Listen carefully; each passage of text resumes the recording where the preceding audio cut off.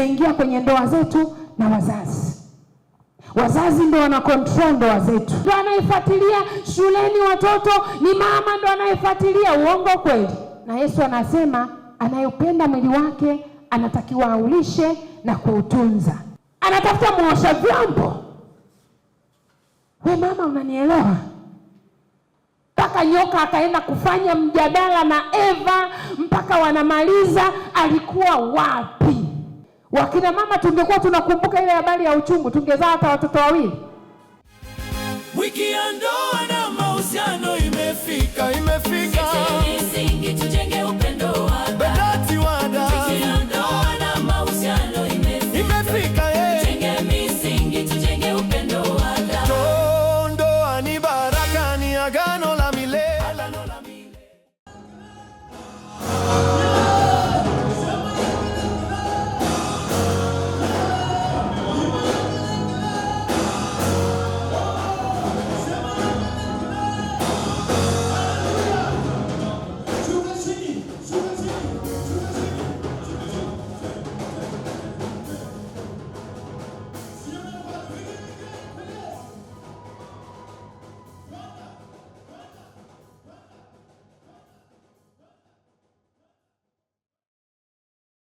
Atukuzwe Mungu Baba, Mwana na Roho Mtakatifu.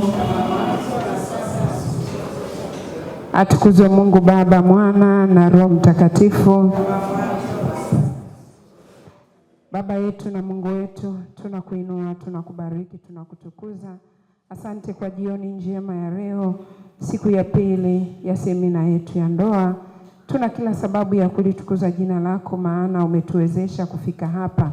Tunajiweka mikononi mwako tukiomba Roho wako Mtakatifu atufundishe na atusaidie kuelewa, na zaidi ya yote atuwezeshe kwenda kuyaishi katika maisha yetu ya ndoa, ili hatimaye tuweze kufika kwako tukiwa watakatifu pamoja na familia zetu, na tuketi kwako patakatifu pa patakatifu tukishangilia na kukutukuza wewe Mungu. Ni katika jina la Yesu tumeomba na kuamini. Amina. Kwa jina la Baba, Mwana na Roho Mtakatifu. Amina. Basi moja kwa moja tunaanza kipindi chetu. Jana tulianza mada yetu kuu katika hizi siku ni chanzo cha migogoro ya ndoa. Chanzo cha migogoro ya ndoa. Kwa hiyo kwa wale ambao hatukuwepo jana, tulianza kwa kusema kabla hatujajua chanzo cha migogoro ya ndoa, tukasema ni lazima tuijue kwanza hiyo ndoa yenyewe tunayoiongelea na migogoro yake. Hatuwezi kusema chanzo cha migogoro wakati kumbe wakati mwingine ndoa yenyewe namna tunavyoielewa ni tofauti na vile Mungu anataka aielewe. Kwa hiyo kwa haraka tulisema kwanza kabisa ndoa ni nini? Ndoa takatifu ni makubaliano, tunaongelea ndoa takatifu, na ndoa takatifu ni makubaliano ya hiari kati ya mtu mke na mtu mume kweli, kwa kufanya agano la kuishi pamoja, wakiishi kwa kuongozwa na mpango wa Mungu hadi kifo kiwatenganishe. Ndoa ni makubaliano ya hiari kati ya watu wawili ambao ni mke na mume kweli, wakifanya agano la kuishi pamoja, wakiongozwa na mpango wa Mungu sawa sawa na mapenzi ya Mungu hadi kifo kiwatenganishe. Na tukasema agano ni takatifu, na ndoa ni agano takatifu na ni sakramenti takatifu. Na tukasema lengo la Mungu kuanzisha, manake ndoa imeanzishwa na Mungu mwenyewe kwa sababu ni agano kati yake na wanadamu kwa ajili ya mambo kadhaa ambayo alitamani kuwashirikisha. Tukatoa mfano, Mungu akiwa anataka kufanya agano na Ibrahimu, alifanya maandalizi kwa Ibrahimu, akimwandaa nini afanye na nini asifanye, ili hatimaye afanye agano na Mungu. Kwa tukasema ndoa ni agano takatifu na ndoa ni sakramenti. Ni agano kati ya mtu na Mungu. Ni agano kati ya mtu na Mungu kwa kumtumikia Mungu au la kumtumikia Mungu kupitia mwenzi wako wa ndoa. Hatufanyi agano mimi na mume wangu na Mungu, hapana. Ndoa ni agano kati ya mtu na Mungu. Mimi Marisia nimefanya agano na Mungu la kumtumikia Mungu kupitia mume wangu hadi mauti itakaponikuta. Kwa hiyo kwa neno jingine, ndoa ni utumishi. Maisha ya ndoa ni maisha ya kitumishi. Ukishaingia kwenye agano la ndoa, maana yake wewe ni mtumishi wa Mungu. Wewe unahubiri hauhubiri jukwani, lakini wewe ni mtumishi. Kwa maisha ya ndoa ni maisha ya utumishi, sio maisha ya kutumikiana, ni maisha ya utumishi, kumtumikia Mungu uliyefanya naye agano. Lakini utamtumikiaje? Kupitia huyo mke au huyo mume. Ndoa ni sakramenti kama ilivyo sakramenti ya upadri, nayo ni sakramenti, lakini pia ni agano kama vile ilivyo agano la padri. Padri naye anafanya agano na Mungu la kumtumikia Mungu kupitia kanisa, kupitia kanisa ambalo ni waumini ambao anakabidhiwa, anafanya agano. Kwa hiyo huwa anasema hivi, padri kuvua joho na kusema mimi sitaki tena upadri sio shida ya kanisa, na ndio maana akisema anavua, kanisa halimzuii, isipokuwa agano lake na Mungu linabaki pale pale, na ndio maana kanisa halina mamlaka ya kumvua padri upadri.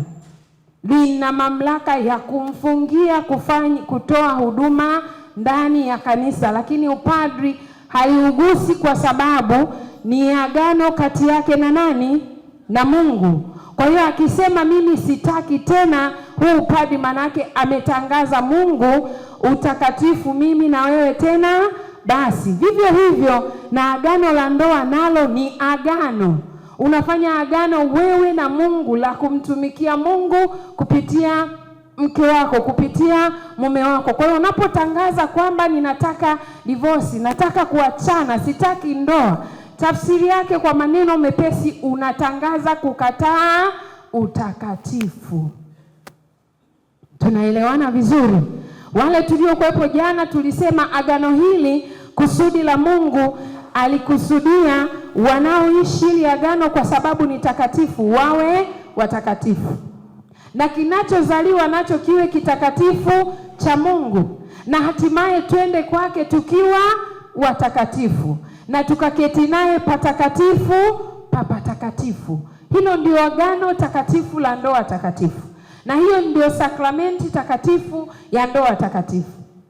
Tukirudi ulaiani, tukirudi kwenye maisha ya kawaida, tunauona huo utakatifu? Tunaona huo utakatifu? Tunaliona kusudi la Mungu linasimama, ama tunaona uharibifu ambao shetani anafanya kwenye agano hilo la ndoa? Na ndio maana limepewa majina mengi. Ndoa ni ndoano. Wanaotaka kuingia kwenye ndoa wanatishika, wanaogopa. Kwa nini? Kwa sababu ndoa imekuwa ni kitu cha kutisha. Badala ya kuzalisha utakatifu na kuwa sehemu ya mchakato kufikia kusudi la Mungu ambalo ni kila mwanadamu lazima afikie utakatifu, badala ya kuwa sehemu ya mchakato mimi kufikia utakatifu, kinyume chake shetani amegeuza ndoa ni sehemu ya machinjio, ni sehemu ya mauaji, ni sehemu ya kuangamiza uhai, ni sehemu ya kuangamiza utakatifu. Kinyume chake amegeuza. Na bahati mbaya na sisi ambao tumelifanya agano, aidha kwa kujua ama kwa kutokujua, tumeshiriki.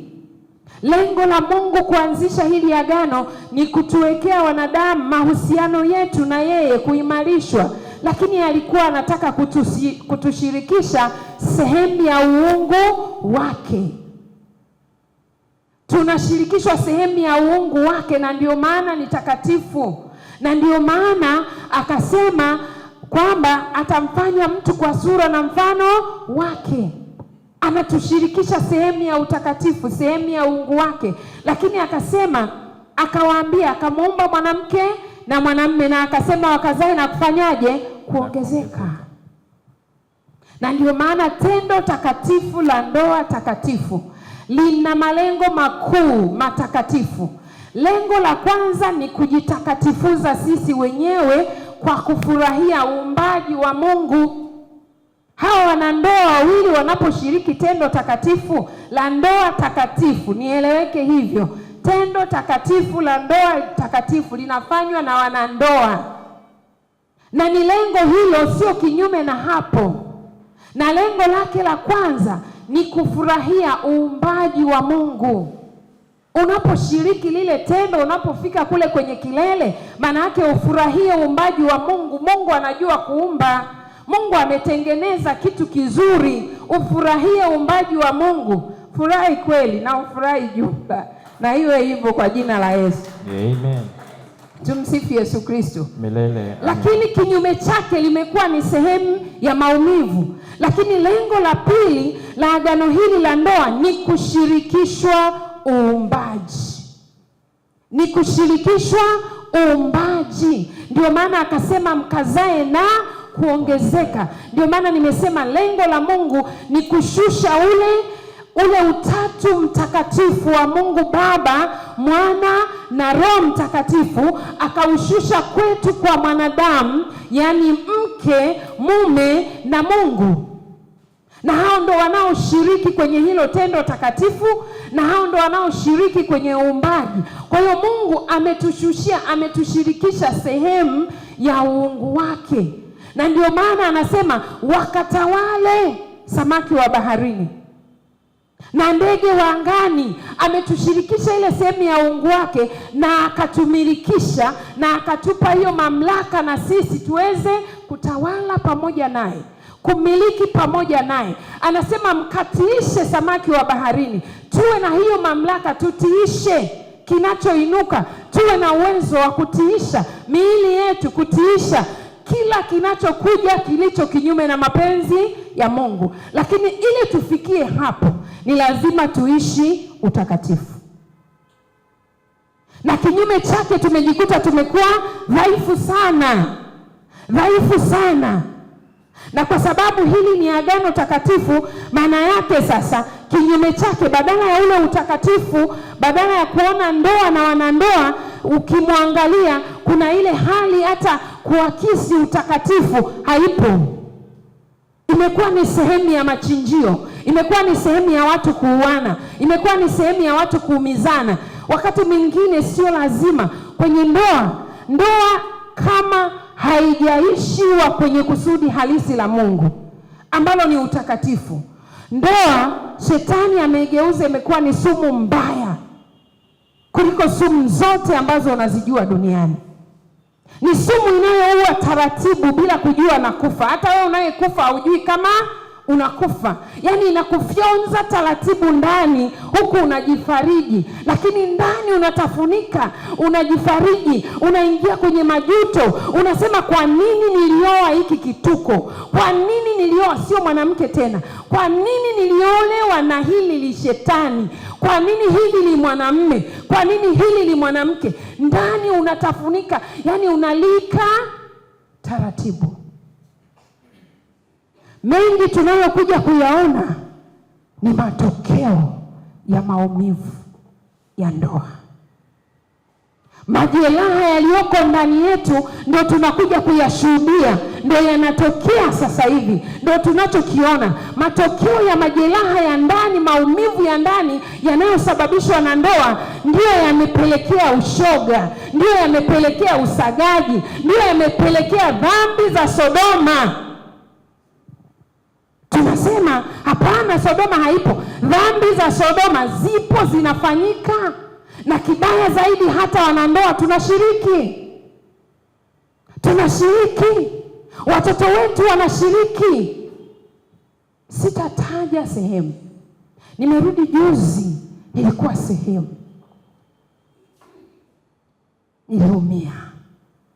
niliumia.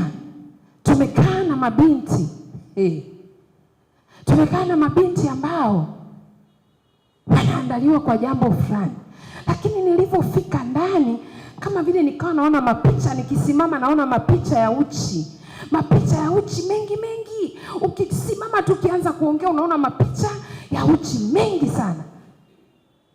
Lakini wakati naendelea kufundisha siku ya 3, Roho Mtakatifu akaniambia, unaparuza, kuna eneo unaliluka, Na hiyo ndio shida kubwa huko. Nikaanza kufundisha kwa kina. Najua tunakwepa hivi vitu, si ndio? Najua tunavikataa hivi vitu.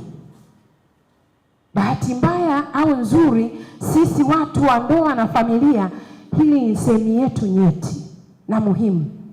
Nilipoanza kugusia lile eneo, nikaongelea habari juu ya dhambi ya usagaji, dhambi ya ulawiti.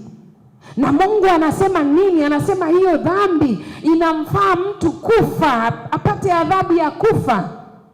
Nilipopita kwenye yale maeneo, ni kundi la mabinti kama 50. Lakini nilipoanza kupita baada yake kufundisha kwa kina, nikasema tukutane, anayetaka tukutane, tuonane, tuongee. Kuna binti mmoja amejifunga, amejivarisha, ameingia huko ndani ya hilo kundi, amewachezea mabinti wenzake wote. Katika wale 20 ni 3 wamenusurika, wengine wote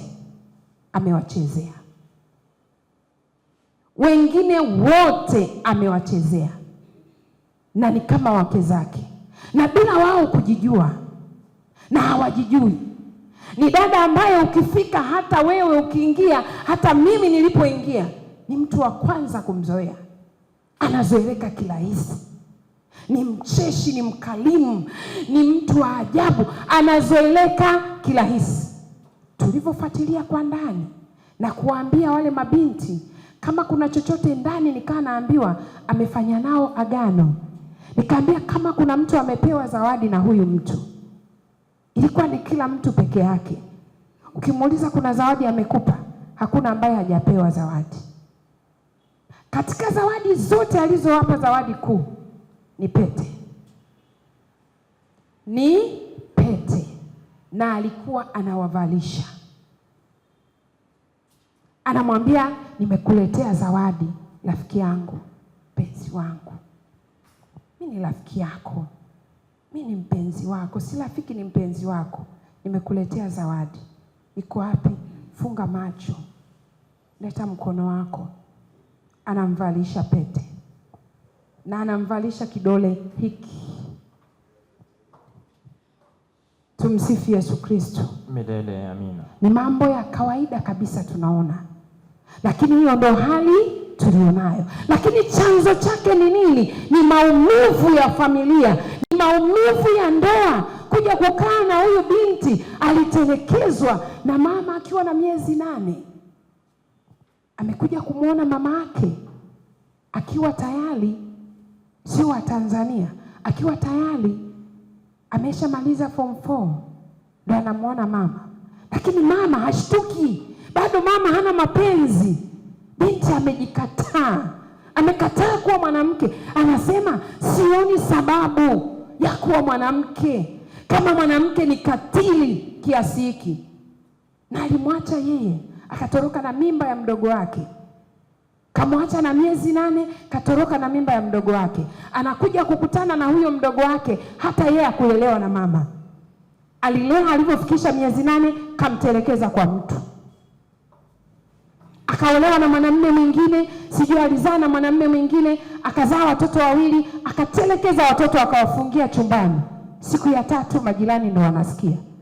Yule binti akasema hakuna sababu ya kuwa mwanamke. Kama mwanamke ni katili kiasi hiki, kama amekuwa katili kiasi hiki, sitaki. Akachukia.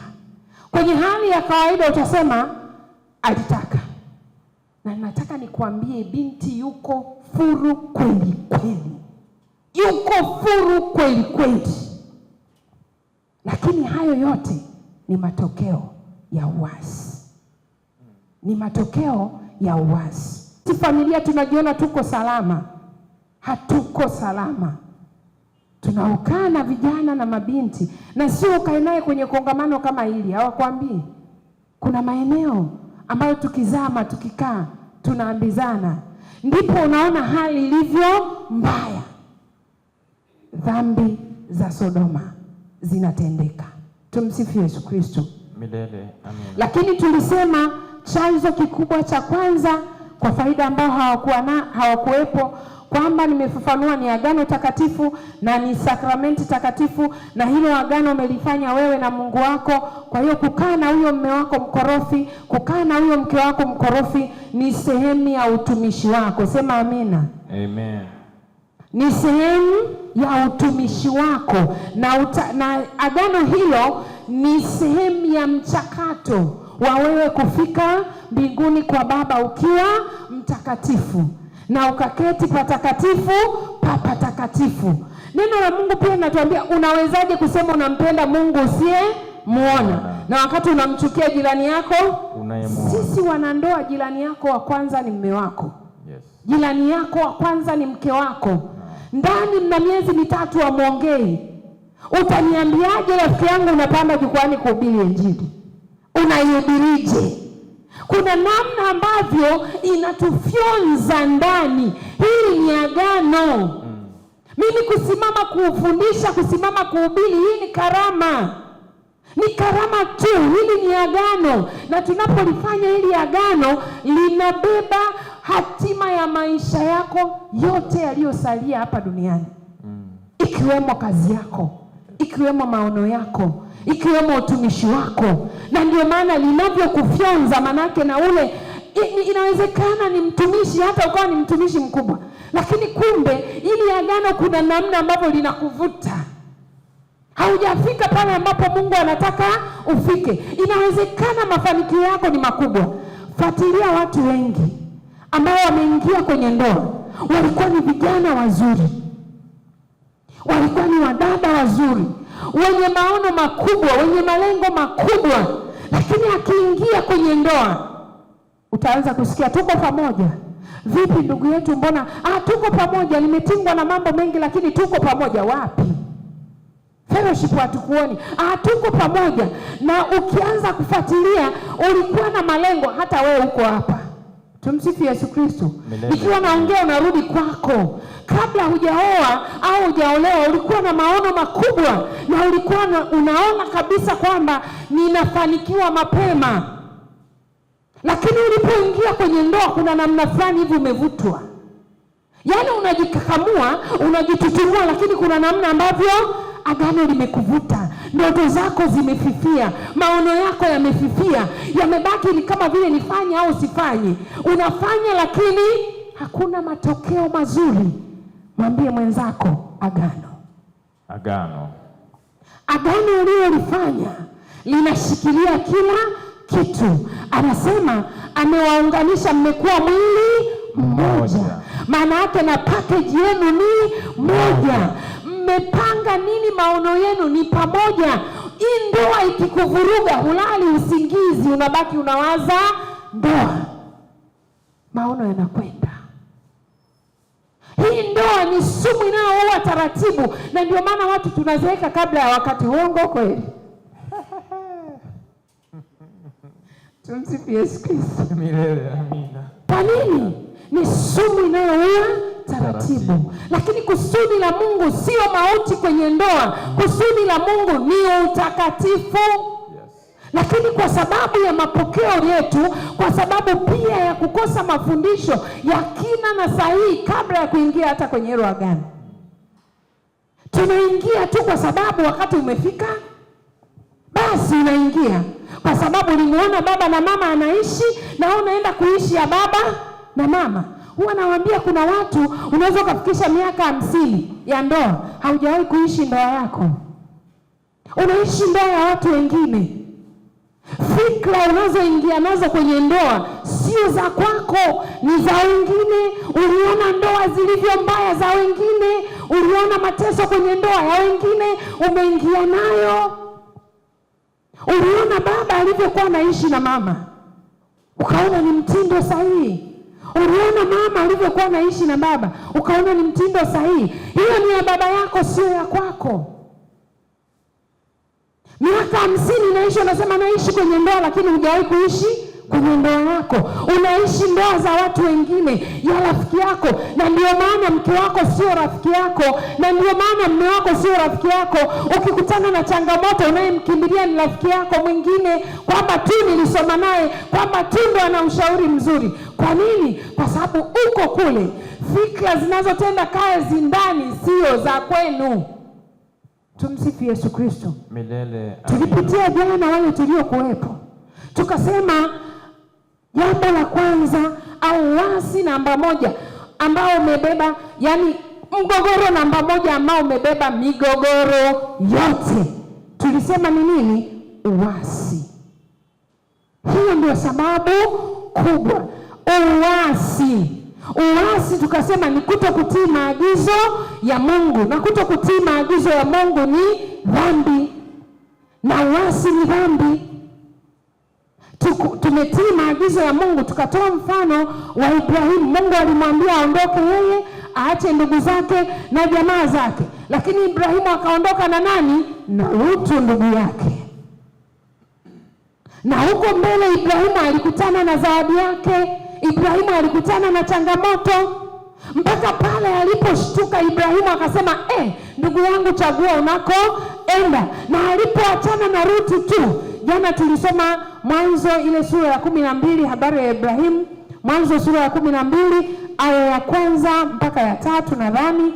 Na habari ya Ibrahimu kutokewa na Mungu jana hatukuitaja, ni Mwanzo 13 kuanzia aya ya 14 nadhani, aya ya 14, ambapo Ibrahimu aliposhtuka akageuka akamwambia, wewe nenda huku, alafu wewe nenda huku, sehemu ambapo Mungu anamtokea. Mara tu Ibrahimu ya kuachana na ndugu yake, Mungu anafanya nini?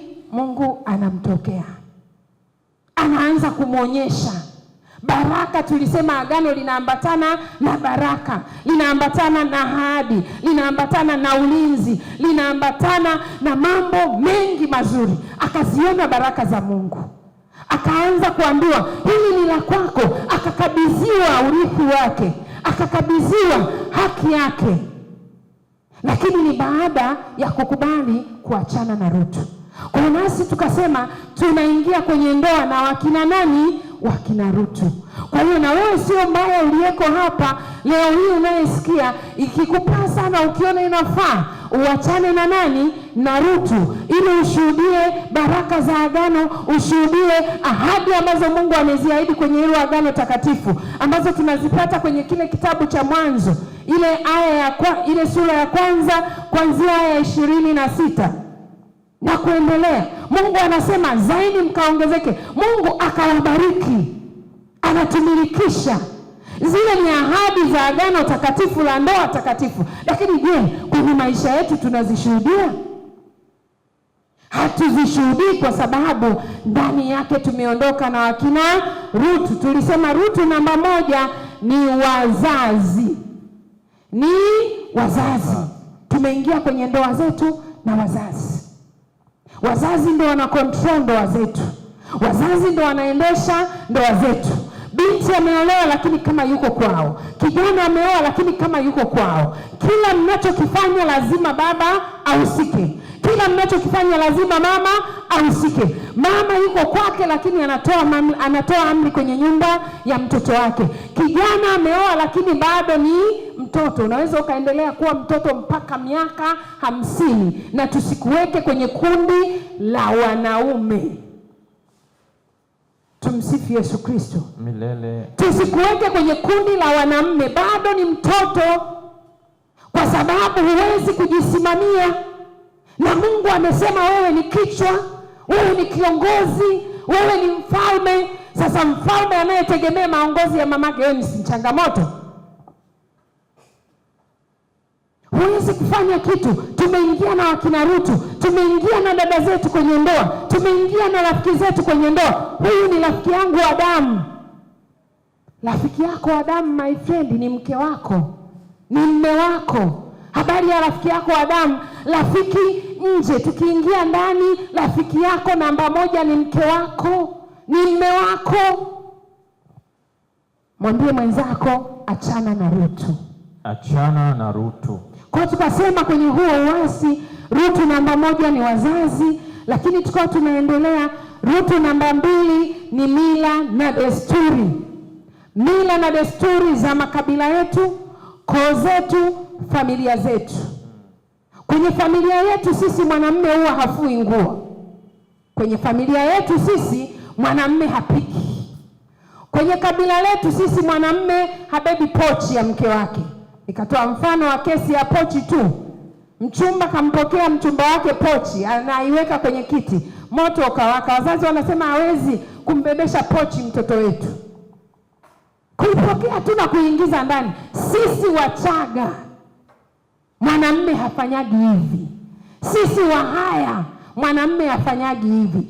Sisi familia ukoo wakina Macha hawafanyagi hiki. Ukoo wakina nani hawafanyagi hiki. Tukasema hivi, umefunga agano takatifu, sakramenti takatifu, sharti, taratibu, kanuni.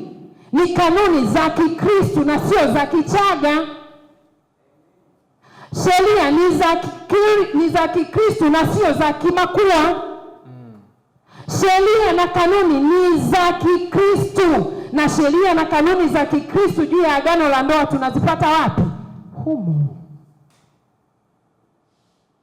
Mungu ameagiza hawa watu waambatane. Kuambatana nilisema ni zaidi ya kuungana, wawe kitu kimoja. Amesema ni mwili mmoja. Unawezaje kuufinya mwili wako? Tumsifu Yesu Kristo. Milele amen. Unaweza kufinya mwili wako mwenyewe? Hebu fanya hilo zoezi. Changamoto. Jishike tu alafu fanye hilo zoezi. Jishike tu kila mmoja, shika tu kwa leo tu, wewe fanya tu kwa leo. Hebu jishike tu hata hapa, sehemu kwenye ngozi. Shika, afu endelea kufinya. Endelea kukaza. Endelea kufinya. Umeweza? Ano. Umeweza? Kwa nini? Unamtendea mke wako, unamtendea mume wako, unamfinya mke wako ambaye ni mwili wako. Unawezaje kuruhusu mwili wako uingie maumivu? Nilisema wengine tunasema mama yangu usimguse, amenisomesha kwa shida mno, akiwa anauza pombe, akiwa anafanyaje. Nikatolea mfano chake. Haijalishi alikusomesha, anauza pombe, anauza bangi, alikuwa anatimiza wajibu wake kwa sababu amekuleta duniani. Yes. Tumsifu Yesu Kristo. Milele amina. Haturipi mema kwa kuvunja agano takatifu. Mama yangu amenisomesha, ni wajibu wake. Baba yangu amenisomesha, ni wajibu wake. Tukasema tunapoingia kwenye hili agano, Mungu anasema mwanamume atamwacha baba yake na mama yake na kuambatana na mkewe. Tulisema Mwanzo 2 aya ya 24, Mwanzo 2 aya ya 24. Tukasema Zaburi 45 aya ya 10 mpaka ya 11. Tukasema maandiko mengine mengi yanayofanana na hayo, lakini hayo mawili wewe uliyekuja leo uyapokee. Tukasema Mungu amesema utamwacha baba yako na mama yako. Hao ndio watu wa kwanza badala ya Mungu. Maana yake akitoka Mungu hapa duniani, anayefuatia kwenye nafasi ya Mungu ni nani? Ni wazazi ambaye ni baba na mama, lakini Mungu amewapointi wao. Maana yake unapoingia kwenye agano, wewe umekubali, ni mkubwa, ni mwanaume, unatakiwa kusimama kama mwanamume, ni mwanamke. Tukasema wazazi wanabaki kwenye nafasi ya washauri na sio waamuzi, na sio wapanga mipango ya familia yetu, sio wa kwanza. Tukasema unapoingia madhabahuni, maana yake mama yako anarudi nafasi ya ngapi? Tulisema ya 4. Ya kwanza kwenye nafasi aliyokuwa na kama mama yako au baba yako kabla ya kuoa alikuwa ni mama, anaondoka anaingia nani? Mke wako au mume wako. Ndio wa kwanza. Wa pili ni watoto mtakaopewa na Mungu. Hawachanganywi. Na ndio matokeo yake, ndio matokeo ya ushoga. Tumeshindwa kubagua, tumeshindwa kutenganisha. Ya tatu tulisema ni kazi, iwe ni biashara, iwe ni chochote, kazi inayowaingizia kipato. 4, wazazi. Sasa huyo rafiki yako uliyesoma naye, huyo dada yako, sijui tunamweka namba ya ngapi? Yuko namba ngapi? Umeona Lakini huyo rafiki yako ndo anaharibu. Yaani amekuwa ni sehemu, huyu tumechanjiwa. Umechanjiwa na nani? Na ivunjike leo kwa jina la Yesu. Amen. Wazazi wako namba 4. Rafiki yako yuko namba ngapi? Dada yako yuko namba ngapi? Hiki ndio chanzo kikubwa cha nini? Cha migogoro. Tumeingia alafu tuko na wakina Rutu. Ondoa Rutu akae mke wako. Ondoa Rutu akae mume wako. Sema amina. Amina. Awe rafiki yako, ndio mwandani wako, ndio anayejua hata kovu lako. Mimi leo hii mamangu hanijui. Anayenijua ni mume wangu. Leo hii mama wa mume wangu hamjui mume wangu, ninayemjua ni mimi. Yes. Ni mimi. Mama yake anajua kama ana kovu kwenye kalio. Kama aliliona utotoni, saizi lina hali gani? Mimi ndo nayejua. Mimi ndo nayejua. Mama yake hamjui. Tumevuka. Mungu anatupandisha stage, anatuhamisha kutoka kwenye utoto kwenda kwenye utu uzima, lakini cha ajabu bado umeng'ang'ania kuwa mtoto. Mpige mwenzako begani, mwambie acha utoto. Acha utoto. Tumsifu Yesu Kristo. Milele amina. Tumsifu Yesu Kristo. Milele. Kwa tukasema mila na desturi potofu za makabila yetu, koo zetu, zinapelekea uharibifu wa agano hili takatifu. Ujafunga ndoa ya mila za Kichaga. Ungetaka kuishi maisha ya Kichaga na mila za Kichaga, ungeenda kufunga ndoa ya kimila. Ili uishi mila za Kichaga. Unataka mila za Kipogoro, ungefunga ndoa ya Kipogoro. Si kuna ndoa za asili? Ili uishi mila za Kipogoro, umefunga ndoa ya Kikristu, agano takatifu, sakramenti takatifu. Unaishi maisha ya Kikristu na wewe ni mfuasi wa Kristu. Sio mila na desturi. Mama akija nyumbani, yeye ndio mwenye jiko. Sikia nikwambie, acha kutengeneza hayo maumivu kwa mwenzako. Huo ni mwili wako. Unawezaje kuumiza mwili wako? Unawezaje? Tumsifu Yesu Kristo. Milele amina. Kutambua nafasi zetu, na ndio tunaendelea hapo. Jana nilipita juu. Kutambua nafasi zetu ndani ya ndoa ni mgogoro mwingine mkubwa. Unamwona mke wako kama alipicha tu ndani. Unamwona tu kwa sababu yupo amekuja basi ni ziada. Unamwona mume wako kama alipicha tu. Lakini hujui nafasi alionayo. Mungu anapotuunganisha kwenye agano la ndoa, kila mmoja wetu amempa nafasi yake ndani ya hilo agano. Na hiyo nafasi isipolindwa, ikichezewa, shetani anachukua na anakaa kwenye hiyo nafasi. Jana niliongea upande wa wanaume. Mungu amesema kwenye kitabu kile cha Efeso sura ya 5 kuanzia aya ya 25. Alafu tatusomea hapo. Mungu anasema mume ni nani? Ni kichwa cha mkewe kama Kristo alivyo kichwa cha kanisa. Na tumuone huyu Kristo aliishi maisha gani. Na wewe leo hii unasema nimeshindwa tabia za huyu mwanamke. Kushindwa tabia za huyo mwanamke ni kutangaza kushindwa utakatifu. Ni kutangaza kushindwa utakatifu. Mimi kuhubiri, narudia, ni karama. Nisipohubiri, Mungu amesema atainua hata mawe. Utumishi wa kwanza, injili ya kwanza ni nyumbani kwangu. Ndio kazi special niliyopewa. Huyo mume uliye naye mkorofi, mlevi, Mungu anachohitaji ni kimoja tu, anamhitaji aende mbinguni. Huyo mke uliyeambiwa, uliyepewa, ambaye hataki kusikia habari za Mungu, Mungu anamhitaji aende mbinguni. Na jana tuliokuwepo niliwaambia, huyo ni saizi yako. Huyo ni saizi yako. John Monica ni saizi yako. Monica John ni saizi yako. Mungu alikupima, anajua unaweza kwa msaada wake. Ila ni wewe na uvivu wako. Ni wewe na uvivu wako. Tunataka mambo mepesi. Hakuna Pasaka bila Ijumaa Kuu. Hakuna taji bila miba. Hakuna ushindi bila vita. Hakuna ushindi bila mapigano.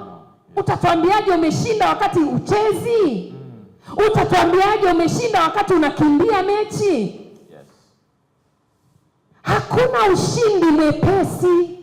Ili tushinde ni lazima tupigane vita. Na tunapigana hapa. Mbinguni tunaenda kuvalishwa taji ya ushindi. Tunaenda kuvalishwa, kupuliziwa, kupewa baridi, na Baba anakuambia kaa hapa mwanangu, umeshinda. Wewe unaenda kumwambia umeshinda nini? Chale, kwa sababu umehubiri sana. Nisamehe rafiki yako. Utaenda kumwambia nilihubiri sana ndio nashinda? Utaenda kumwambia kwamba mimi nimefanya kazi sana ndio ushindi wako? Huyo uliye naye ndio mchakato. Huyo uliye naye ndio mchakato. Ushindi wako uko hapo. Tumsifu Yesu Kristo. Milele amina. Neno la Mungu linasema, enyi waume wapendeni wake zenu kama Kristo naye alivyolipenda kanisa akajitoa kwa ajili yake.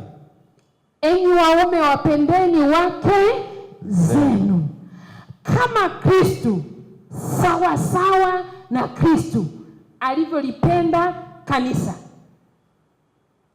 Yesu tunajua alilipenda kanisa, si ndio? Kwa kiwango gani? Cha kulifia. Cha kufanyaje? Hivyo sema, cha kufanyaje? Kulifia. Kulifia kanisa.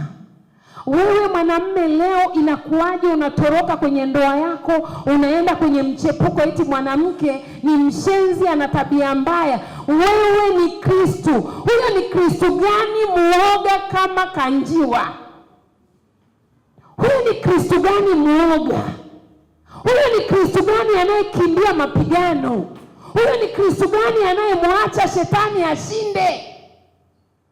Wewe ni kuhani. Wewe ni Kristo. Wewe ni mtawala. Wewe ni mfalme. Unawezaje kukimbia? Unawezaje kuacha kiti chako? Inawezekanaje?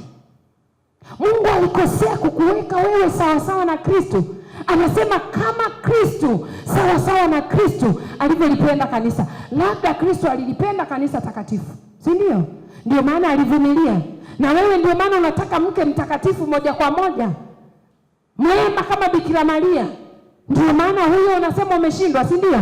Endelea kaka. Alilipenda kanisa la aina gani? Endelea. Hapo.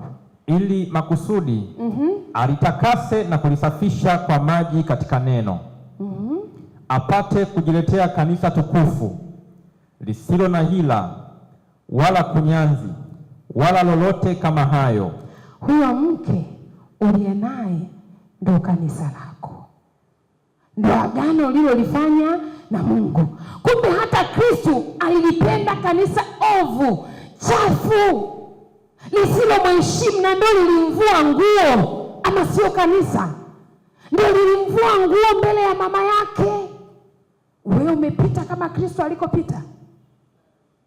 Wewe si mfuasi wa Kristo? Wewe umejisajili kama mtumishi wa Mungu? Umepita alikopita Kristo hata ushinde? Umepita. Kristo alijipatia kanisa takatifu, lakini ilimbidi ashindane, apigane. Na ndio maana hata alipodondoka Yesu hakukubali kusaidiwa msalaba. Wewe kwa nini unataka saidiwa? Na kwa sababu ya kutokukaa kwenye nafasi yako kama kiongozi, kama mfalme, kama kuhani, ndio maana kanisa linayumba. Wewe ndio kiongozi wa ibada nyumbani kwako. Wewe ndio kiongozi wa sala, ndio kuhani. Lakini leo umeruhusu mama anakaa kwenye nafasi yako. Tunaanzia hapo tu. Nani kiongozi wa sala nyumbani? Usinijibu, jijibu mwenyewe. Kuna namna ambavyo tunaachia nafasi zetu wenyewe. Nenda familia nyingi, kiongozi wa sala nyumbani ni nani? Ni mama. Kuhani ni nani? Aliyefananishwa na Kristo ni nani? Wababa, naomba kusikia sauti zenu. Baba, kazi ya kuhani ni nini? Si kuongoza ibada? Ndiyo. Kusimamia imani, si kazi ya kuhani? Ndiyo. Sasa leo anayeongoza ibada nyumbani ni nani? Tayari umeiacha nafasi yako mwenyewe. Umeiachia nafasi yako mwenyewe. Iwe ni haupo, lakini ni kila siku. Hata anayefuatilia mafundisho kanisani, watoto wakaandikishwa mafundisho, ni mama ndo anafuatilia, ndo anayejua mafundisho yanaanza lini. Anaenda kwa paroko kuongea na paroko, ni mama ndo anayefuatilia. Shuleni watoto, ni mama ndo anayefuatilia. Uongo kweli? Kweli. Tena kuna wanaume wanasema hizo ni kazi za kina mama. Hiyo roho ishindwe kwa jina la Yesu. Amen. Wewe ni kuhani wa aina gani?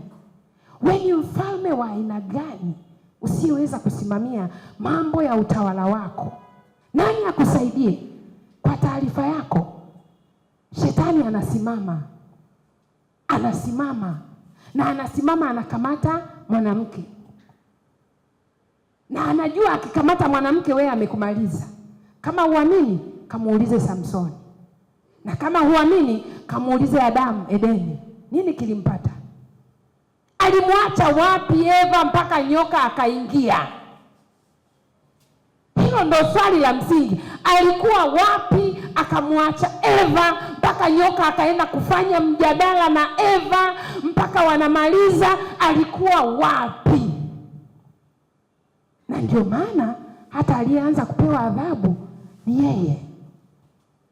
Na ukiangalia zile adhabu, yeye ndo alipewa adhabu ngumu. Uongo kweli? Atakula kwa jasho na nchi nalo likalaaniwa. Mimi nimeambiwa nitazaa kwa uchungu. Kuna mama anazaa hapa?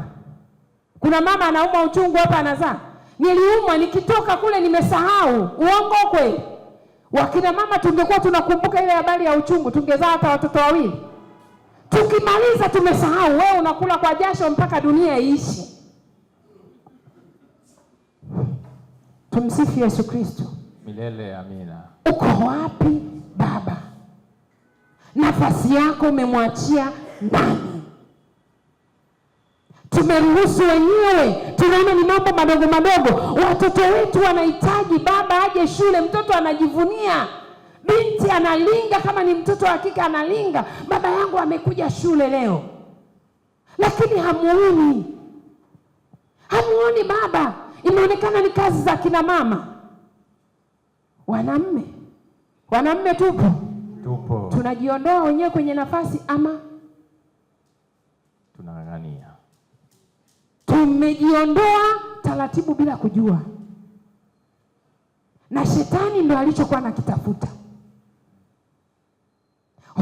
Mke mkorofi, kwa hiyo mimi natoka. Sikiliza nikwambie, hata unakoenda huko nyumba ndogo bado ni mwanamke. Yaani bado ni yule ni mwanamke.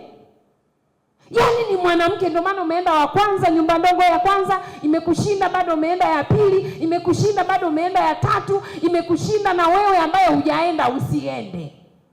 Ukionja huko utaenda moja, ya pili, ya tatu, na hutapata majibu. Na mwisho wa siku waangalie wa baba wanavyohangaika. Lakini wakizeeka maisha yao yanarudi wapi? Wanarudi pale kule kwa mke wa kwanza. Agano lako na Mungu Endelea kaka. Umemaliza? Bado.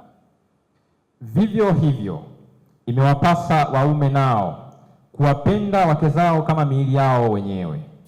Vivyo hivyo imewapasa waume nao kuwapenda wake zao kama miili yao.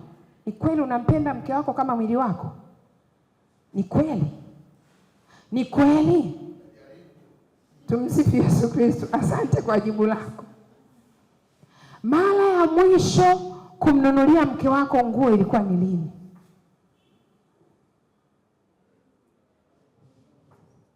Kwa sababu ana kazi yake. Mimi namnunulia nguo ya nini? Si ana kazi. Mimi nanunua ya nini? Hata saa hizi una miaka 20 ya ndoa, hata rangi ya nguo anayoipenda mke wako huijui. Matokeo yake sasa unaleta kile ambacho hakimfurahishi.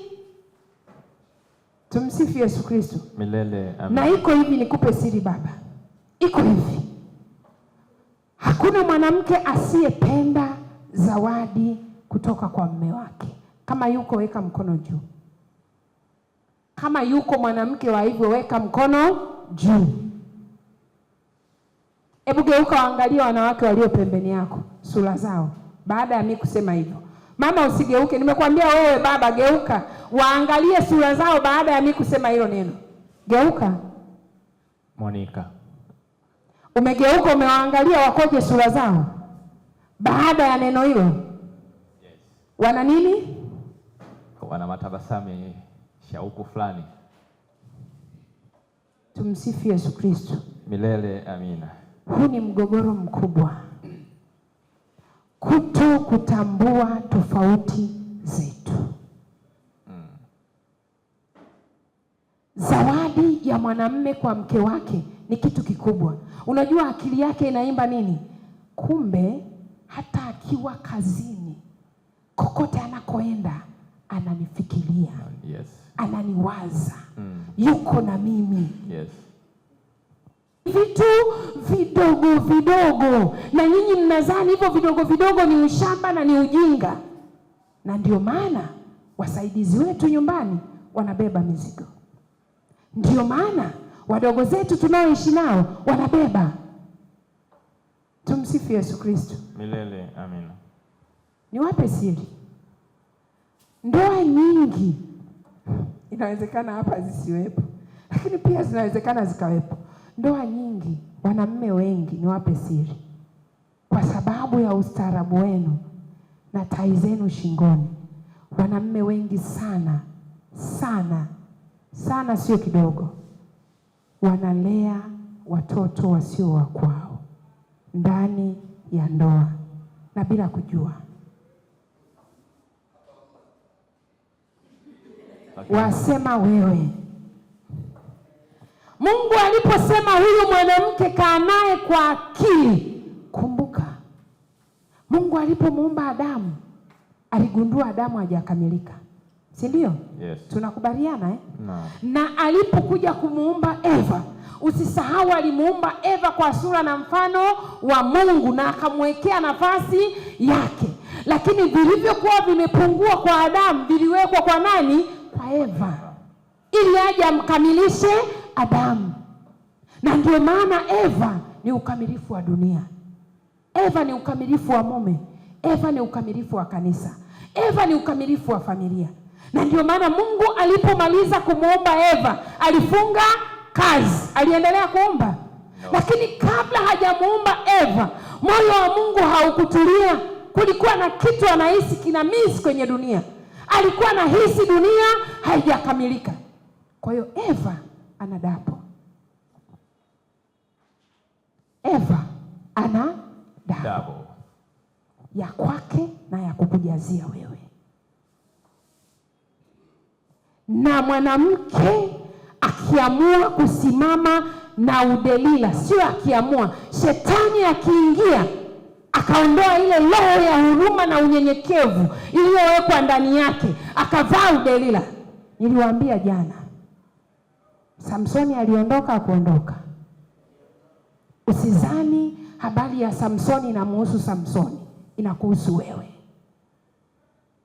Akiamua shetani akimvaa akavaa ushetani, ni aheri ukutane na simba dume jike mwenye watoto, si ndio mkali kuliko zaidi kuliko kukutana na mwanamke ambaye moyo wake umekengeushwa na shetani.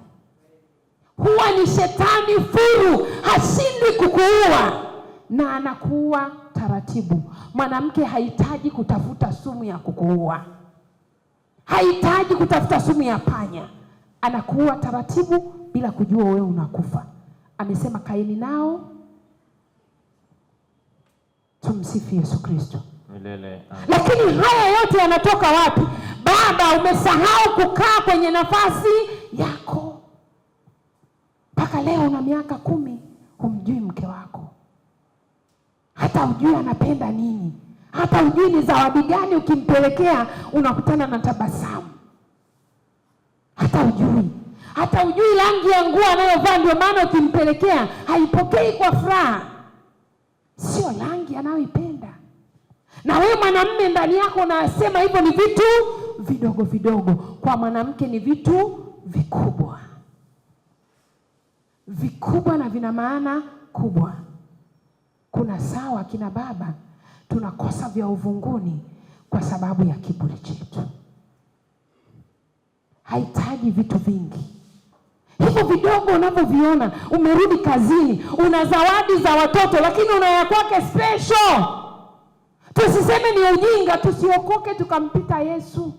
Tusiokoke tukamzidi Mungu ambaye ndo ameweka hicho ndani ya huyu mwanamke. Jana nilisema shetani amefanikiwa kwa kiasi kikubwa kumkamata mwanamke.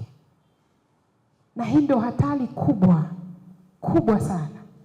Na sisi tukiwa kwenye vijiwe vyetu, wanawake wanafurahia hiyo hali, wanafurahia ushindi. Na wewe mwanamke uliyeko hapa, hiyo roho ishinde kwa jina la Yesu. Maana ushindi unaofurahia ni ushindi wa shetani, sio wa kwako. Anakufunika, anakupetipeti na anatafuta hicho kizazi chako akiangamizi.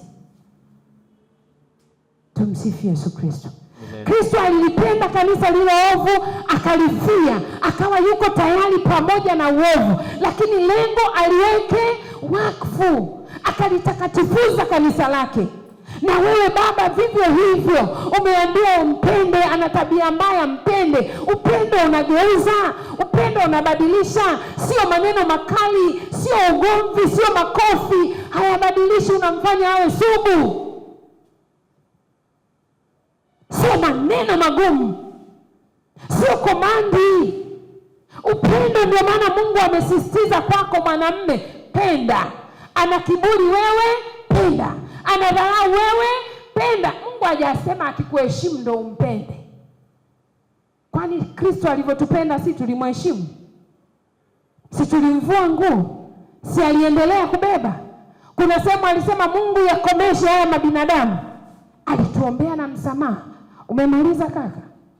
Mpaka 29.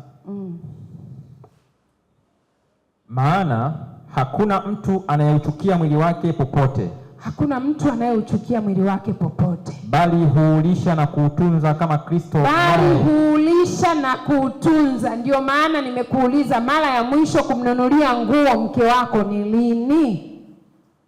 Ni wajibu wako, hata kama ana kazi. Usiseme hela yako inaenda wapi? Anahitaji. Hiyo ni sehemu ya upendo kwake. Wewe kwako ni ujinga. Anafurahia. Unakuta mwanamke ana uchungu, anasema tangu niingie kwenye ndoa, yani mimi, ngoja nikuambie, cha mwanamke kiko hivi. Anakuja, wanawake wananunua zawadi zenu, si ukweli wa kina baba? Iko hivi, anakupa taarifa.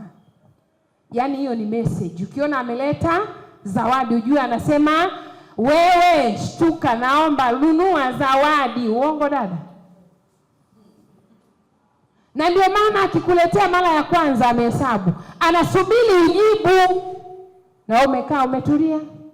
Analeta mara ya pili, anasubiri ujibu, analeta mara ya tatu, atakwambia akiweza, hivi mume wangu usikiagi hata ukutani na kitu chochote?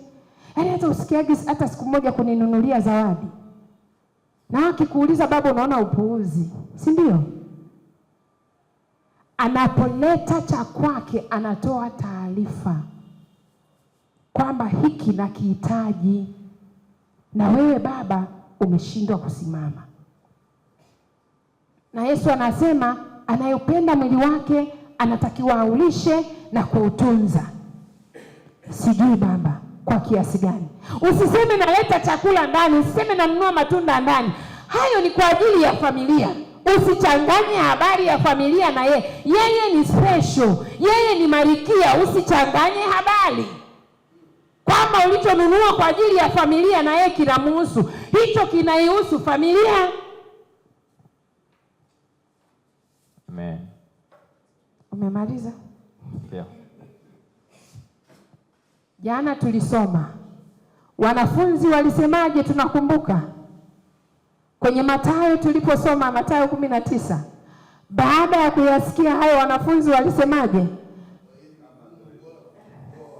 Kama mambo ya mke na mme ni hivi, ni aheri kuto kuoa. Ndio ushaingia. Tumsifu Yesu Kristo. Milele. Hawezi kurudisha. Maana yake ni kutumia njia ya nani? Ibrahimu. Rutu ang'oke, agano libaki salama. Rutu ang'oke, agano libaki salama. Na hivi vyote tunashindwa kuvifanya kwa sababu ya kufungika na mila na desturi tu. Ndio vimetufunga na kiburi. Tumsifu Yesu Kristo. Milele. Na wewe mama utakuwa wewe baba, mtazamo wake anaangalia mambo makubwa. Yaani amejenga, amemaliza, ameweka, ndio maana hata ndani kuna masufuria, hakuna masufuria. Yeye hawezi kuelewa, yeye anaona mambo ni sawa na yanaendelea. Ndio alivyo, lakini Mungu ametuweka pamoja ili tusaidiane. Ili tuchukuliane madhaifu yetu na maumivu yetu. Tofauti zetu za nafasi. Nafasi ya mwanamume tumesoma, tumeona yeye ni nani? Yeye ni mfalme. Yeye ni kuhani. Yeye ni kiongozi wa familia. Yeye amefananishwa na Kristo. Kaka, tusomee Petro wa kwanza sura ya 3 au Efeso 5 hiyo aya 22 mpaka 24. Enyi wake, watiini waume zenu kama kumtii Bwana wetu, kwa maana mume ni kichwa cha mkewe, kama Kristo naye ni kichwa cha kanisa, naye ni mwokozi wa mwili. Lakini kama vile kanisa limtiivyo Kristo, vivyo hivyo wake nao wawatii waume zao katika kila jambo. Akina mama sema amina. Soma Petro wa kwanza sura ya 3 aya ya 1 mpaka ya 6. Neno la Mungu linasema, kadhalika ninyi wake watiini waume zenu, kusudi ikiwa wako wasioamini neno, wavutwe kwa mwenendo wa wake zao pasipo lile neno, wakiutazama mwenendo wenu safi na wa hofu. Kujipamba kwenu kusiwe kujipamba kwa nje, yaani kusuka nywele na kujitia dhahabu na kuvalia mavazi, bali kuwe utu wa moyoni usioonekana, katika mapambo yasiyoharibika, yaani roho ya upole na utulivu, iliyo ya thamani kuu mbele za Mungu. Maana hivyo ndivyo walivyojipamba wanawake watakatifu wa zamani, waliomtumaini Mungu na kuwatii waume zao, kama vile Sara alivyomtii Ibrahimu, akamwita Bwana. Nanyi ni watoto wake, mfanyapo mema, wala hamkutishwa kwa hofu yoyote. Neno la Bwana. Tumsifu Yesu Kristo. Milele amina. Wakina mama tumsifu Yesu Kristo. Tumesikia habari njema. Neno limesemaje? Mume ni kichwa cha mkewe. Na agizo kubwa kwako Mungu na wajibu wako kwako mama, ambao ni wa kwanza umepewa kwenye hilo agano, ni utii. Mwanamume ameambiwa kupenda, lakini wewe umeambiwa kutii. Kwa kiwango gani mimi sijui. Tumsifu Yesu Kristo. Milele. Dunia leo imetujaza upepo. Wakina mama tumejaa upepo. Na shetani ametujaza upepo bila kujua kwamba anatafuta kutuangamizia kizazi chetu. Nilisema jana, tumesoma kweli, tunapambana na biashara kweli, lakini ndani kinachokusukuma kusoma nini? Msukumo wako wa kusoma nini? Msukumo wako wa kufanya biashara ni huyo mwanamume uliyemshuhudia akimtesa mama yako, uliyemshuhudia akitesa ndugu zako. Unasoma ili uende ukapigane vita. Usisahau huyo anaenda kupigana vita ndio kiongozi wako. Na msisahau shetani anatupamba, tukakutana kwenye kitchen party, wanawake tuna hela, tunashangilia. Wanawake bwana sasa hivi tunatawala, tumeshika hela. Tumsifu Yesu Kristo. Milele. Chama na serikali siko. Mungu anasema nini? Amina. Nature yangu mwanamke mimi sio kiongozi. Mwanzo 2:18. Mwanzo 2:18. Nature yangu mimi sio kiongozi wa mwisho. Yaani kiongozi ambaye mimi nikifikiwa hapo ndo mwisho. Sio asili ya mwanamke. Na sio asili ya mwanamke aliyeumbwa kwa sura na mfano wa Mungu. Mimi najiuliza, hivi Mungu angetufanya sisi ndio tukawa, yani ndio tukawa vichwa? Aisi, unajua dunia ingeshajimaliza siku nyingi kabla ya Mungu, kabla ya Yesu kurudi. Yani fasta tungesha maliza. Uongo akina mama. Yani si tungesha futa. Yani kabla ya Yesu kurudi si tushamaliza kazi. Hapo tu tumewekwa chini, lakini tunawapururua kweli kweli, uongo kweli. Na tungekaa hapo sisi ndio topu, tungeshamaliza siku nyingi. Tunamwambia Yesu, malizia kufunga dimba, yani sisi tushakusaidia kazi. Karibu kaka. Neno la Mungu linasema, Bwana Mungu akasema, si vema huyo mtu awe peke yake, nitamfanyia msaidizi wa kufanana naye. Wewe mwanamke, na akaendelea chini, akaanza mchakato wa kumuumba huyu mwanamke. Kwa asili wewe ni mtu wa pili. Wewe ni msaidizi na sio kiongozi. Na ndio maana Yesu akiondoka alisema, sitawaacha yatima, nitawaletea nani? Roho Mtakatifu ambaye ni msaidizi. Nafasi ya mwanamke ni nafasi ya Roho Mtakatifu. Hakuna uwezekano wa kumbadilisha Roho Mtakatifu akae kwenye nafasi ya mwana, alafu mwana arudi kwenye. Ndio tunachokifanya akina mama, sio kama naeleweka Sasa hivi dunia inatulazimisha na inatufundisha na inatuaminisha kwamba kuna uwezekano wa kumtoa mwana kwenye nafasi yake na kumweka roho kwenye nafasi ya mwana, halafu mwana arudi kwenye nafasi ya roho. Haipo. Roho Mtakatifu ni msaidizi. Na mwana alimwacha Roho Mtakatifu. Sasa hivi dunia inachotufundisha ni kwamba sisi piga kazi, fanya kazi, soma kwa bidii, pata pesa, usisumbuke na wanaume, achana na unyanyasaji wa wanaume. Shetani ni kiumbe hatari na yuko smart. Ametupatia mbinu, tumetafuta hela. Saizi vijana wanawaambia wanaoenda kuoa, sali, omba. Vibinti saizi yuko na kazi yake na elimu yake, anachokiwaza ni watoto. Akifikiria kuzaa mtoto wa baba yule na baba yule, anaona haifai. Nifanye nini? Naingia kwenye ndoa. Akipata watoto wawili, ana hela yake, ana kazi yake. Akipata idadi ya wale watoto, anainuka. Na ukimpigia kelele anakuambia nataka talaka yangu. Kwa nini? Pesa anayo, biashara anayo, au kazi anayo. Utambabaisha nini? Na tumeaminishwa hivyo.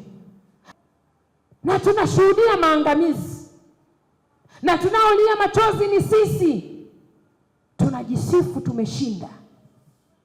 Watoto zetu, watoto wetu ni mashoga. tunajisifu tumeshinda. Watoto wetu ni wasagaji. Na shetani alivyo mzuri, anavyojua na yuko smart, anajua. Leo ametuletea mabinti hawataki kuolewa. Anaambiwa ukitaka mtoto utapata. Hakuna shida. Utatafuta, utalipia. Ndio maana tafuta pesa. Ukitaka mtoto utalipia. Utatengenezewa.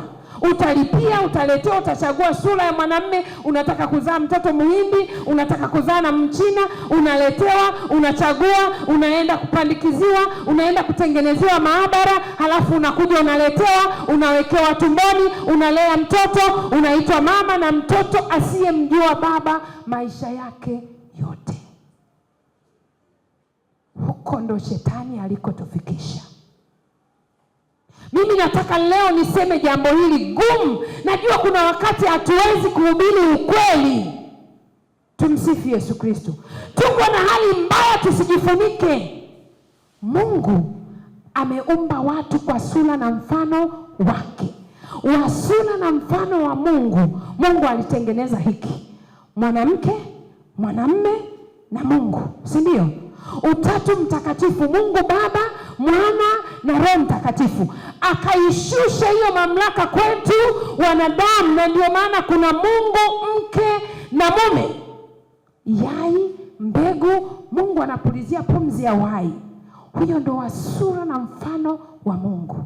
Anatoka kwenye kilele cha upendo na anapatikana pale ambapo mke na mume na Mungu katikati yao anashuka. Wako kwenye kilele cha upendo, wako kwenye hitimisho la lile tendo, wako kwenye furaha ya juu, upendo wa juu, kiwango cha juu kabisa cha mwisho. Ndio kinamvuta Mungu, kinamshusha Mungu. Anapulizia uhai kwa sababu Mungu yeye ni upendo, na ndani kuna upendo wa mama na kuna upendo wa baba. Wako kwenye kilele cha juu kabisa cha furaha wote wawili, na Mungu anashusha hapo. Anashusha maana yake ni ule utatu mtakatifu, anaushusha. Ametengeneza Mungu Baba, Mwana na Roho Mtakatifu, mke, mume na Mungu. Swali langu ni hili: hili najua hatuwezi kulisema na huwa hatutaki kulisema. Huyu anayetoka maabara, ikiwa mtoto aliyepatikana tu kwa mama aliyebakwa anatoka na shida, uongo kweli? Kweli. Mama aliyebakwa alafu mtoto akapatikana, mtoto anatoka na maumivu ya ndani, anatoka na roho ya kukataliwa, anatoka ni mtu wa ajabu. Huyu mama aliyebakwa na huyu aliyeanzia maabara, na mchakato wake ukoje? Mungu anasema kumwaga mbegu nje ni dhambi, si ni ukweli? Yes. Lakini wakati huu mchakato wa maabara ukoje? Ni baba anaenda anatoa mbegu maabara kwa kutazama picha za ngono ili afike. Anatazama picha za ngono ambazo ni chukizo mbele za Mungu, na akishindwa hapo anajichua ili afike. Hayo ni matakatifu yote mawili, ni chukizo, ama sio? Yes. Baada ya hapo akipatikana anapelekwa maabara, na yai linatolewa kwa mama, linaenda kupandikizwa maabara. Ule mchakato wa asili ya kwanza ya Mungu. Funguka leo mtoto wa Mungu na usimame, ili tusimame imara kutetea agano lake takatifu, tutetee utakatifu. Adui ametupiga bao, adui anatuangamiza tukishuhudia, na sisi tunashangilia. Ametuletea njia mbadala.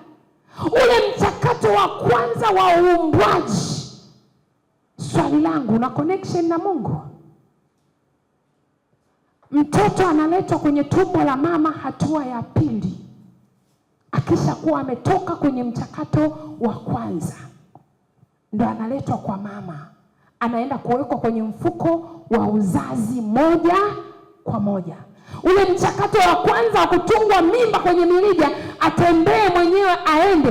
ile safari ya ule mtoto kutoka kwenye mirija kuja kwenye mfuko wa uzazi, anagusana na zile nyama za mama, anagusana na ule mwili wa mama, anatengeneza bondi ya kimungu, anatengeneza upendo wa kimungu kwenye ile safari ya siku 3 afike kule kwa mama kwenye mfuko wa uzazi. Haipo mchakato wa lile tendo takatifu kwenye kilele cha juu cha upendo, ambapo kila mtu anaongea lugha yake. Uongo kweli? Okay. Kuna watu ukiwaambia kunena kwa lugha wanasema kunena kwa lugha ndio nini? Wewe hunenaji kwa lugha? Tumsifu Yesu Kristo.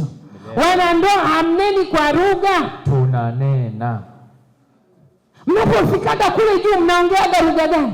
Pale hata ukiambiwa kichwa chako kikubwa sema asante mke wangu, asante mke wangu. Hata uambiwe neno gani gumu, hata ukiambiwa hujui kama nadanganywa, yani huko akili ni nyingine kabisa, uko juu. Na hapo ndipo Mungu anaposhusha pumzi ya uhai, Utatu Mtakatifu, upendo wa kimungu. Hiyo ndio asili ya Mungu. Huyu anakuja, analetwa, anawekwa kwenye tumbo la uzazi au mfuko wa uzazi.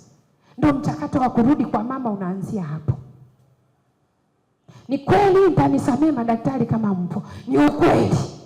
Na hapo tunaambiwa kuanzia hapo Mungu ndo anakabidhiwa, si ndio? Mungu anakabidhiwa aendelee kukuza. Mungu anaanza au anamalizia? Anaanza. Mungu yeye ni wa kwanza na wa mwisho. Alianza wapi? Alianza nani? Sikiliza nikwambie, shetani yuko smart, amevuruga. Na ndio maana leo mwanamume anamoa mwanamke mwenzake, ameleta mbinu. Ukitaka mtoto, kuna mama mbebaji. Uongo kweli? Kuna mama mbebaji. Baba anaenda kutoa mbegu maabara, huyo ambaye amejiita ni mwanamume, kaoa mwanamume mwenzake, anaenda maabara anatoa mbegu. Mama mbebaji analetwa, anatoa yai, anapandikizwa. Akishapandikizwa, huyu mama mbebaji analea, si ndio? Analea mtoto ambaye anajua sio wa kwake, analea kama mtu wa mshahara. Upendo wa mama na baba unatokea kona ipi, ambao ndio unaakisi upendo wa kimungu? Tumsifu Yesu Kristo. Unatokea kona gani? Baada ya hapo, mama mleaji analea akiwa anasubiri ujira wake. Akimaliza kulea, wakikubaliana anyonyeshe miezi 3 au miezi kadhaa, akimaliza anawabebea mtoto wao, anawakabidhi, anapokea cha kwake. Hiyo roho ishindwe kwa jina la Yesu. Amen. Na shetani ashindwe kwa jina la Yesu. Amen. Ndiko alikotufikisha. Anapofanya la kwake, anakuwa ameandaa mazingira. Na wewe leo uko kwenye ndoa, uko kwenye agano takatifu, na unacheza na hilo agano. Na hao wanaofanya hivi ni watoto walioumizwa kwenye familia, wamekosa mapenzi ya baba. Hebu niambie, huyu mtoto anakuja akiwa na connection na nani? Na habari ya upendo wa kimungu anautolea wapi? Anautoa wapi? Tunajiuliza, mpinga Kristo atatawalaje? Hayo ndio maandalizi ya mpinga Kristo kukamata ulimwengu. Na mimi na wewe leo tupo wa Kristo, tunacheka, tunafurahi, tunatamba na tunafurahia. Na watu wakisema ndoa ni msalaba, unasema ni kweli tena la kutupa. Na huko leo ni baba, unashindwa kusimama kwenye nafasi yako, unaacha watoto wanajaa majeraha na shetani ametanda, ametoa makucha, wanakosa upendo. Lakini wewe mama, niseme na wewe, nafasi ya mama, wewe ni msaidizi. Kazi yako ni kumsaidia Mungu. Huyo mume uliyepewa aende mbinguni, kazi yako ni kumsaidia Mungu. Familia ulionayo uipeleke mbinguni, kazi yako ni kumsaidia Mungu. Ulimwengu wote uokolewe. Amen. Ndio kazi yako unaifanya. Lakini kirahisi tunasema unasema mimi msaidizi wa kwenda kufua nguo, wa kwenda kupika. Hivyo vitu vyepesi kabisa ndio Mungu anakuumba kwa ajili ya hivyo. Ulishawahi kujifikiria? Yaani Mungu yeye amekuumba kwa ajili ya kufua. Yaani wewe Mungu amehangaika kukuumba, kaumba mara ya kwanza imeshindikana, karudia mara ya pili, anatafuta mfua nguo, anatafuta mpika ugali, anatafuta muosha vyombo. We mama, unanielewa? Alafu ni wewe unayeshinda siku nzima uko bize, na wewe una magurupu 20 na yote kila siku lazima uyatembelee. Wewe ni msaidizi wa kumsaidia Mungu. Huyo mume aende mbinguni, familia iende mbinguni, ulimwengu uokolewe. Na tumesema wote hapa tumekubaliana kwamba mwanamke ni ukamilifu wa nini? Wa dunia. Ukamilifu wa nini? Wa kanisa. Ukamilifu wa familia, ukamilifu wa mume. Manake wewe umekuja kukamilisha kusudi la Mungu. Na kusudi la Mungu tumesema ni watu kuokolewa, watu waende kwake wakiwa watakatifu. Na wewe umekuja kukamilisha kusudi la Mungu kuanzia ngazi ya nyumbani kwako, ngazi ya familia yako, unaenda kwenye kanisa, kwenye jamii, na ulimwengu uokolewe. Na leo hii shetani anamtumia mwanamke kuharibu ulimwengu. Na bahati mbaya sisi akina mama tumekubali kutumika. Tumekubali kutumika. Tumekubali kuuza haki. Tumekubali kuuza nafasi kwa sababu ya elimu. Tumekubali kuuza nafasi zetu. Tumekubali kuuza heshima na thamani kubwa Mungu aliyotupatia kwa sababu ya pesa. Tumekubali kuuza thamani ya utu ambayo Mungu ametupatia na heshima kubwa ya kuukamilisha ulimwengu kwa elimu yetu. Tumekubali kuuza nafasi yetu. Na tuko tunalinga na tuko tunashangilia. Watoto wetu wa kiume wako na hali mbaya. Akioa anaoa mwanamume mwenzake, na asipooa mwenzake anaenda kuoa mama anayekuzidi hata we mama yake. Huyu kijana anayeenda kuoa mama wa miaka 60 anaenda kuishi naye, anazaa huyu kijana. Shetani lengo lake ni kuondoa uzao wa kusudi la Mungu, uzao wa ufanano na Mungu. Na ndio maana anaipiga ndoa, na ndio maana anapiga agano takatifu. Kuwa shoga utapata mtoto. Mwanamume na mwanamume wakioana wanazaa, ameleta suluhisho. Mwanamke na mwanamke wakioana wanazaa, ameleta suluhisho. Mtoto wa kiume akienda kuoa mama wa miaka 60 anazaa, ameleta suluhisho. Na sisi tuko tunaona, tunashangilia na tumekaa tumetulia. Nafasi yako mama, wewe ni mwombaji, wewe ni muombolezaji. Siku inapita hujaomba hata kwa ajili ya familia yako. Siku inapita uko busy unaitafuta pesa. Sikia nikwambie, lindo limebaki wazi. Neno alilotumia shetani kutupiga wanawake ni hili. Na tumalize na hilo. Anayeona kuna haja ya kumlilia Mungu, leo tutamlilia Mungu kwa pamoja. Na anayeona ushindi na aendelee kushinda. Tuliletewa neno hili. Maandalizi ya shetani kusimama na kumweka mpinga Kristo kutawala ulimwengu yameanza miaka mingi mno. Lakini bahati mbaya sisi watu wa Mungu, macho yetu yamefungwa, hatuoni, tunashangilia, tunaona ni kawaida. Nikisema neno hili mtanielewa limeanzia wapi. Wanawake tuliambiwa tusikubali kuwa magolikipa. Uongo kweli? Lilianzia wapi neno hili? Ni nani alilileta? Ni wamama walioenda Beijing, si ndio? Yes. Ni leo? Ni leo? Hapana. Ni leo? No. Haya yalikuwa ni maandalizi ya kumweka shetani kukaa kwenye kiti. Yalikuwa ni maandalizi ya kumsimika mpinga Kristo. Yalikuwa ni mbinu za kumwondoa mama kwenye nafasi, kumwondoa mama kwenye lango, ili shetani afunge magoli. Tumsifu Yesu Kristo. Tukalipigia makofi. Mama, usikubali kuwa golikipa, si ni ukweli?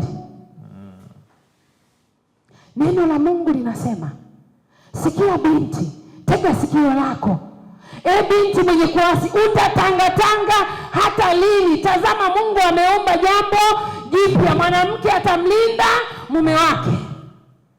Golikipa jina lake jingine anaitwa nani? Anaitwa nani? Golikipa si anasimamaga golini? Yes. Si ndio, kwenye mechi ya mpira? Ni ukweli baba? Ndio. Jina jingine anaitwa nani? Mlinzi. Kwa hiyo mama, wewe kuitwa golikipa ni dhambi?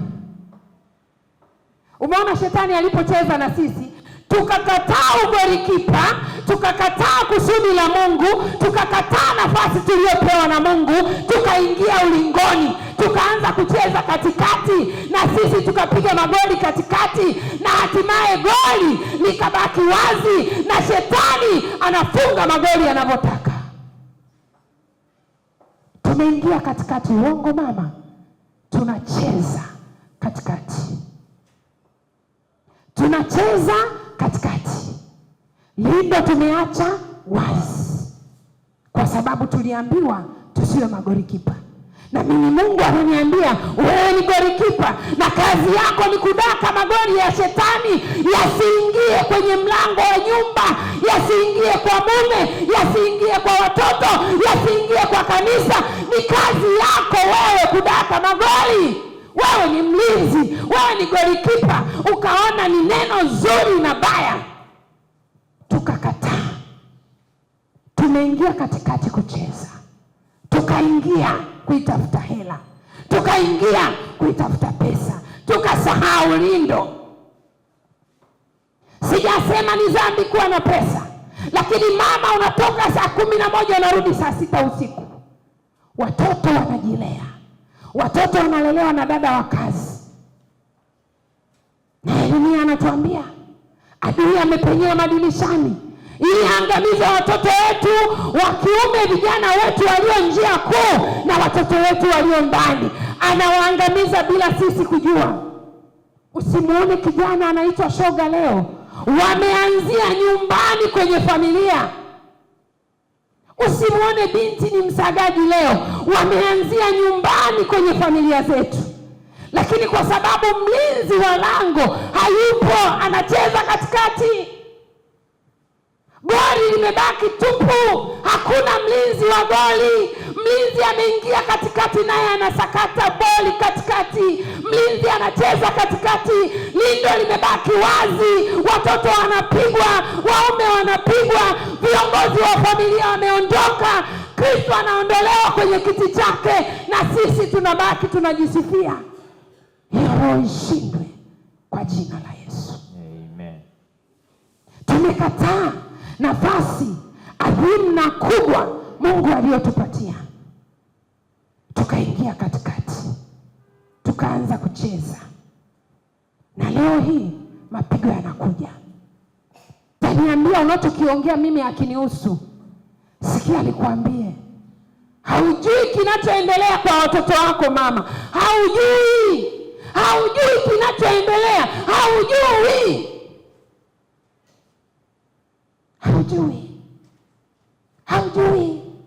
Ni kwa sababu tumekataa kukaa kwenye nafasi.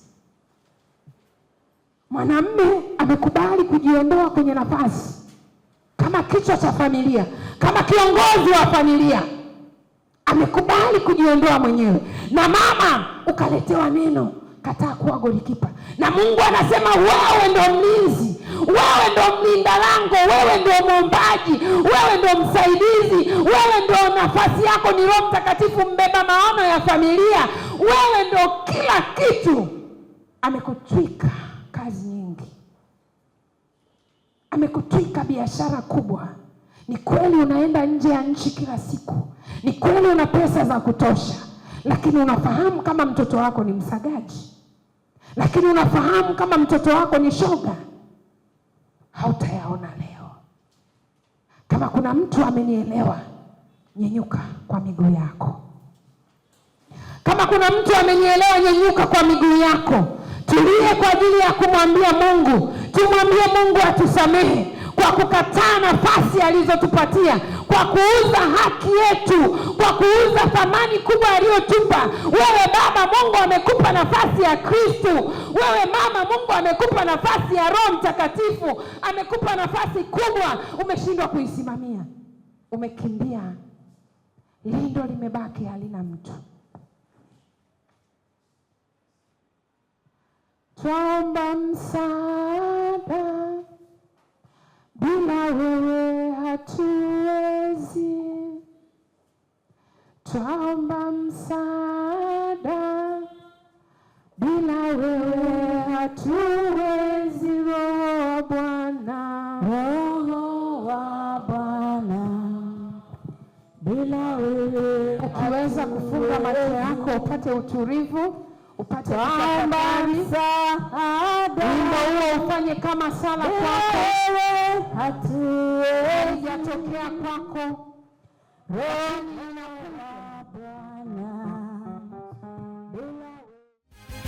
Wiki ya ndoa na mahusiano imefika.